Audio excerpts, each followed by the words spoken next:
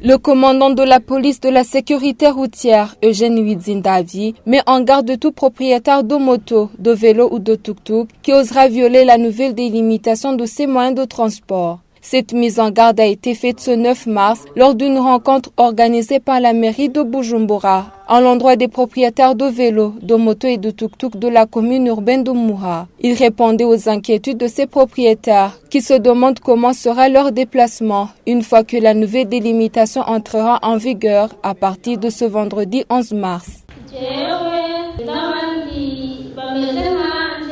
Moi et les autres qui ont le même handicap que moi, nous avons des difficultés à nous déplacer.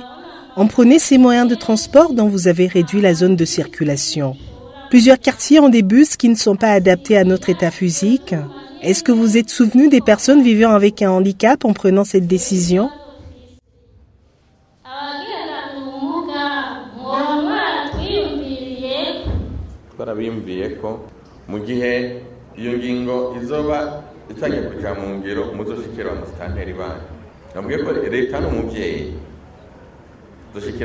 Nous avons pensé à vous une fois que la mesure entrera en vigueur. Approche tes autorités administratives et avec le commissaire municipal, ils trouveront solution à ton problème. Et je vous rappelle que cette mesure est irréversible car c'est une mesure qui a été prise par le gouvernement. Quiconque osera s'y opposer sera considéré comme un rebelle, même la loi le dit.